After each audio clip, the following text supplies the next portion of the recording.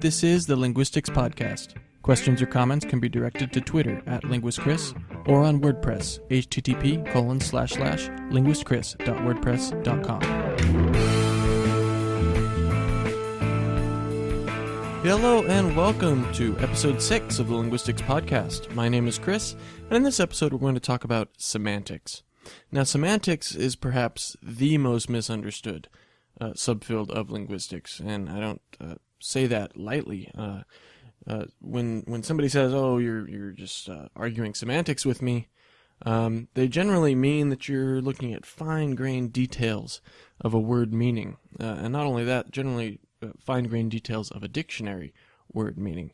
In fact, that's not what semantics is about at all. Semantics is the study of meaning, but it's the study of all meaning, word meaning, sentence meaning, and not really dictionary meaning either. We're not just looking at fine-grained distinctions between similar words. We're looking at all meaning in general when we talk about semantics linguistically. So, what are the ways that semantics illuminates meanings of words and or phrases in linguistics? How does that whole thing work? Well, it's perhaps one of the most philosophical subfields of linguistics because you can't really pin down meaning. What is a meaning? What is the meaning of meaning? If you want to look at it that way, it's sort of a funny question because you don't really know what the meaning of meaning is, right? We don't really know how we can define a meaning of anything if we can't define meaning itself. And depending on the theoretical framework you work with, the definition of meaning is going to vary.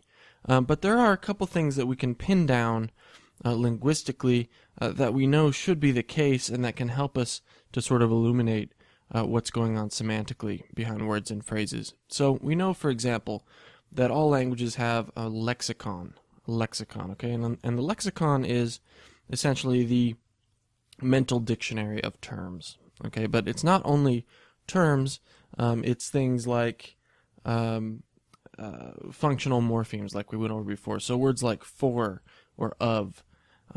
These words would also be stored in your mental lexicon, and also morphemes which have to do with tenses would be stored in your mental lexicon. So past tense endings, ed, things like that. Plural morpheme would be stored in your mental lexicon. Anything that cannot be derived systematically would have to be stored in your mental lexicon. Okay. Also, irregular forms. So you know that the past tense of leap is leapt. That's not really a productive way to make a past tense word. It only works with a certain number of words, and therefore it's called an irregular form. So both leap and leapt would be stored in your mental lexicon.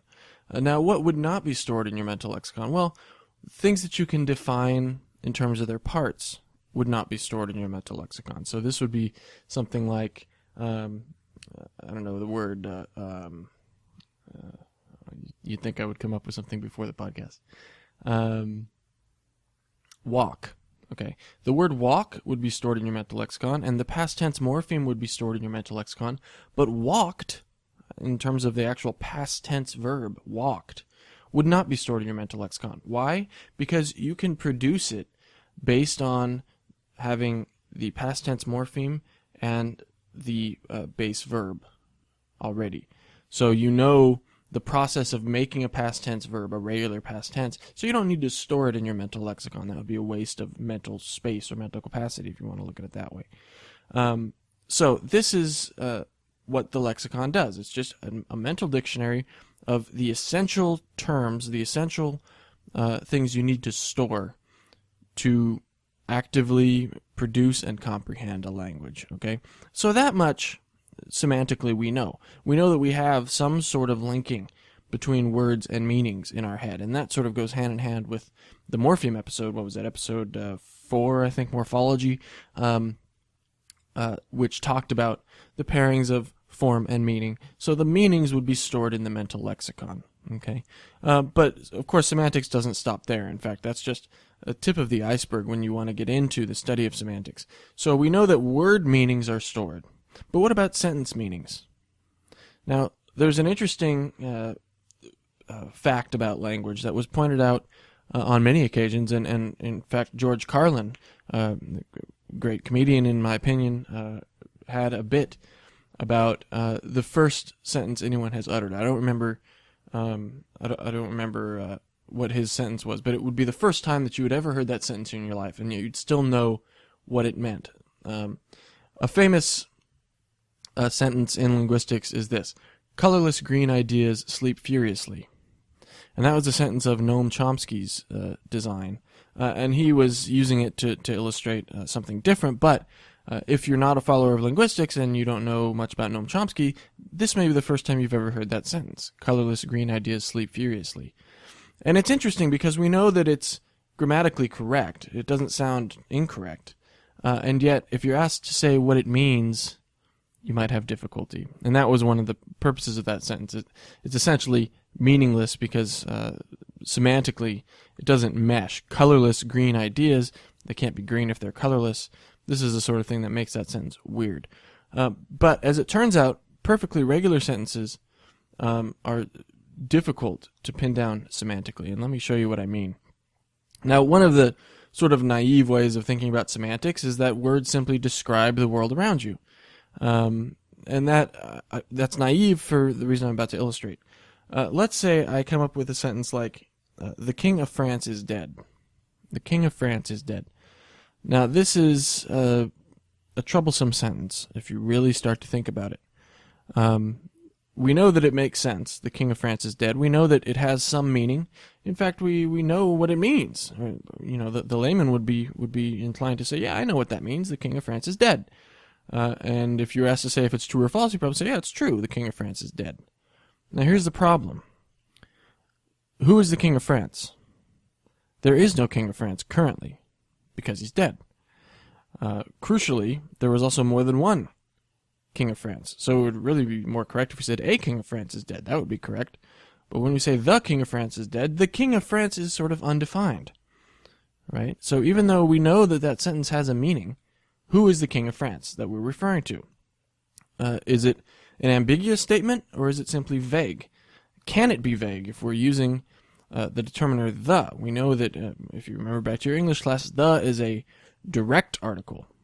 So it should be direct in that it makes reference to either a direct concept or to some individual entity. And yet, when we say the King of France is dead, we know that it's grammatically correct. We know that it's an okay sentence. But who is the King of France? Now, this can be further illustrated if I use something like the King of Finland. To my knowledge, there's never been a King of Finland. And yet, if we say the King of Finland is dead, again, it sounds like a perfectly fine sentence, and yet it doesn't work. The King of the United States is dead. Well, what king is that? The same problem. So, the question is then, what makes up a meaning? So we know that each word in that sentence, the King of France is dead, the King of Finland is dead, the King of America is dead, whatever you want to use, we know that each word has a meaning. We know that the determiner the has some kind of meaning that is probably difficult to explain in words, but we all sort of intuitively know what it means, and there are theories that go on about what the word the means, and I might get into those later. But in any event, if we try and pin down the meaning of that sentence, it's very difficult to do without simply saying the sentence. And that's the nature of linguistic semantics, trying to have some sort of framework to explain these meanings in some useful way. Now, there was a German logician, mathematician, philosopher, so on and so forth, named Gottlieb Frege. And Frege had a theory about language. It's called Fregean Semantics, if you want to call it that. And basically his idea was that sentence truth was at the heart of semantics. So each sentence would have a truth value. Okay? And the meaning of a sentence was not some sort of combinatorial of the words within it, but rather its truth value. Okay. Now this is problematic. I'm not going to say it's not, but this gives you an example of one semantic framework, albeit an old one, and how people have tried to do this. So through Frege's framework, if you had a sentence like Jack went to the store, if Jack actually went to the store, then that sentence would be true. Okay? And if you had a sentence like, I don't know, Marcy ate pizza for breakfast, if she really ate pizza for breakfast, then that sentence would also be true. And thus, under Frege's framework, both of those sentences would mean the same thing, because both of them have a truth value, which is positive. In other words, true. Likewise, all false sentences would mean the same thing. Now, if you take this and you extrapolate it out, you find that it makes a very good way to explain tautology. So tautological sentences are true in every case, and thus would always mean the same thing. And how do you get a tautological sentence? Well, it's true in every possible model. So every possible world model, we're talking here about model theoretic semantics. If you imagine that the world as it exists right now is a model that you can work upon. And in this particular model, there is no king of Finland. Okay, so we then say that anything referring to the king of Finland in this particular model is false because there is no king of Finland. So in every case, it's false. Now, in another model, if there is a king of Finland, then some of those will not be false. So this is how you have to sort of think about these things. And it begins to get very difficult to work with meaning in language, because it just becomes this sort of philosophical mess.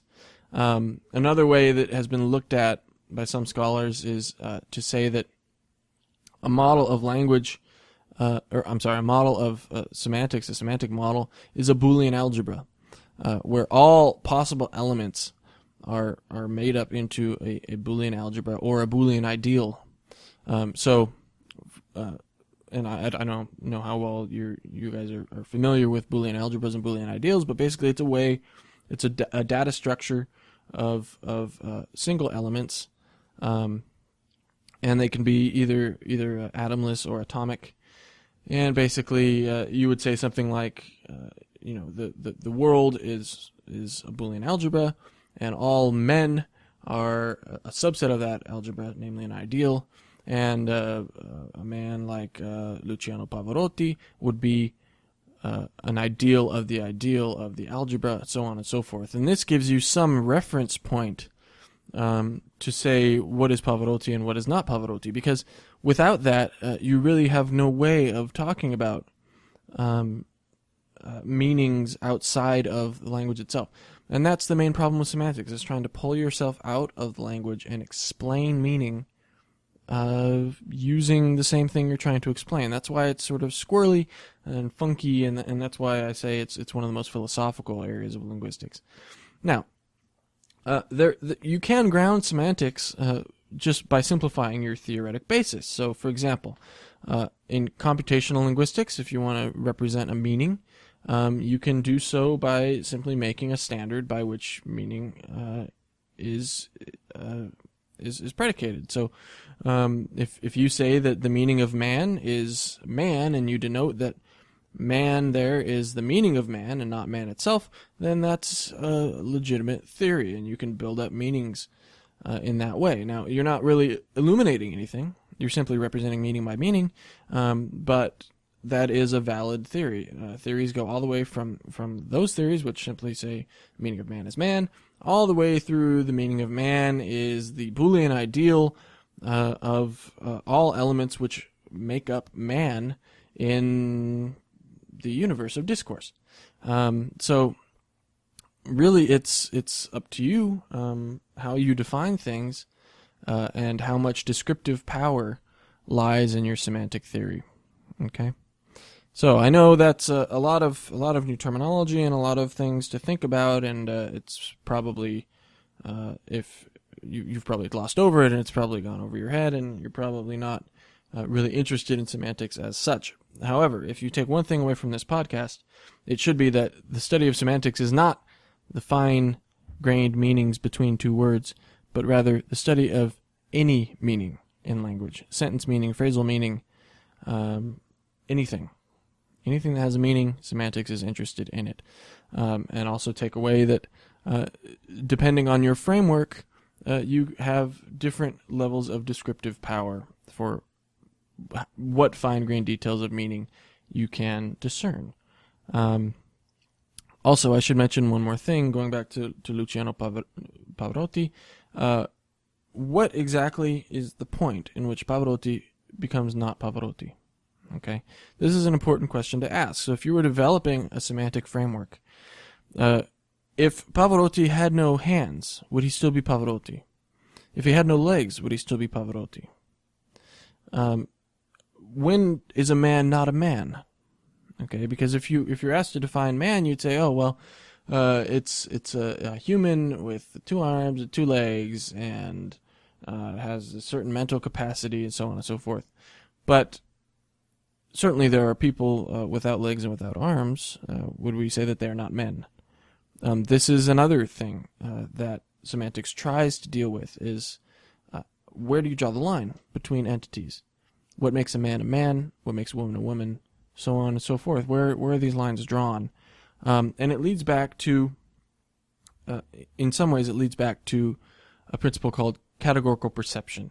And that is going to be the topic of one of the next episodes of this podcast. It may not be the next one, but in any event, categorical perception is a very interesting aspect of linguistics. And now that we've finally covered the sort of basics of linguistics, the 4 basic subfields of linguistics, we'll be able to go into more interesting things starting in the next episode.